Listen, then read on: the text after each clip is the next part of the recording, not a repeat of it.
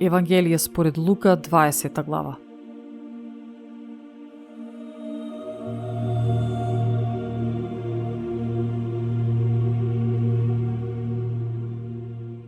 Еден ден, додека тој го поучуваше народот во храмот и го проповедаше Евангелието, пристапија првосвештениците и книжниците со старешините. И му рекоа велејќи: Кажи ни, со каква власт го вршиш тоа или кој е тој што ти ја дал таа власт? А тој им одговори и рече: Ке ве прашам и јас еден збор и кажете ми, дали крштевањето Јованово беше од небото или од луѓето? А тие почнаа да размислуваат и да се зборуваат меѓу себе. Ако кажеме од небото, ќе рече: зошто не му поверувавте? Ако пак речеме од луѓето, тогаш сиот народ ќе не каменува, бидејќи уверен дека Јован беше пророк. Зато одговорија: Не знаеме од каде е. Исус им рече: Ниту јас нема да ви кажам со каква власт го вршам ова. И почна да му ја раскажува на народот оваа парабола. Еден човек насади лозие и го предаде на лозари, па си замина на подолго време. А во своје време испрати кај лозарите еден слуга за да му дадат од родот на лозието. Но лозарите го натепа и го пуштија празен.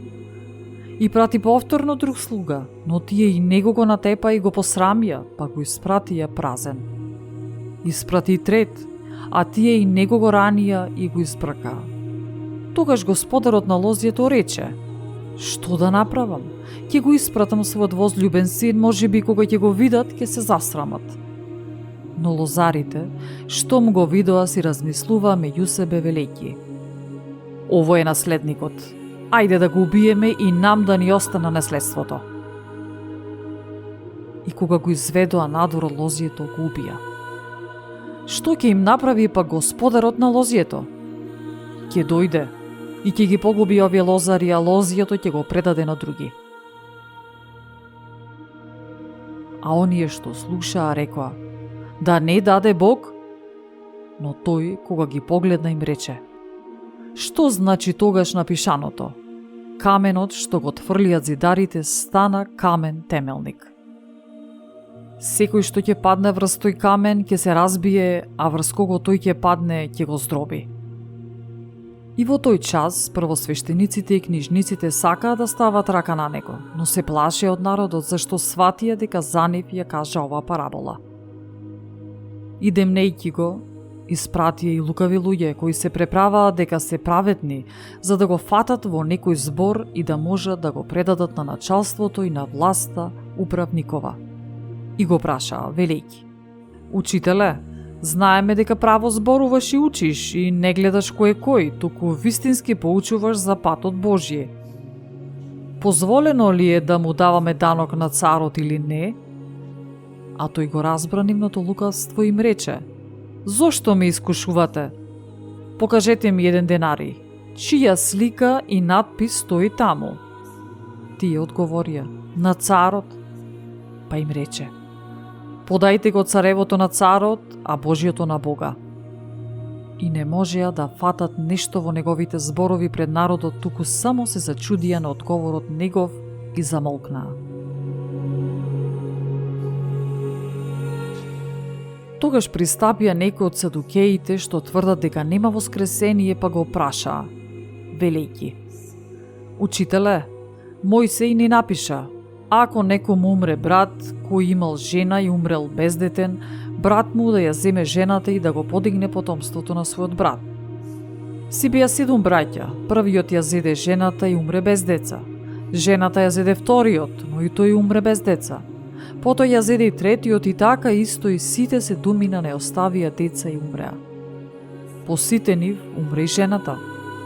При воскресението пак, на кого од нив таа ќе му биде жена, бидејќи 7 ја имаа за жена? Им одговори Исус и рече: Синовите од овој свет се женати мажат, но оние што ќе бидат удостоени да го добијат оној свет и воскресението од мртвите, ниту ќе се женат, ниту ќе се мажат. Сушност, тие веќе не можат да умрат, зашто се како ангели, а бидејќи синовите на воскресението, тие се синови Божји. А дека мртвите ќе воскреснат, тоа го покаже и Мојсей ке капината, кога го нарече Господ Бог Авраамов, Бог Исаков и Бог Јаковов. А Бог не е Бог на мртвите, туку на живите, зашто во него се сите живи. А некој од книжниците одговорија и рекоа: Учителе, добро рече. И повеќе не се осмелуваа за ништо да го прашаат. А тој им рече: Како пак велат дека Христос е син Давидов? Тај самиот Давид вели во книгата на псалмите: Му рече Господ на мојот Господ, седи од мојата десна страна, додека не ги положам непријателите твои во подножјето на нозете твои. Значи Давид го нарекува Господ, па како тогаш може да му биде син? И додека сиот народ слушаше, тој им рече на учениците своји: Чувајте се од книжниците што милуваат да одат во долги облеки и сакаат поздрави по пазариштата, предни места во синагогите и да се први на гозбите, што ги подјадуваат домовите на вдовиците и лицемерно долго се молат. Тие ќе добијат потешка пресуда.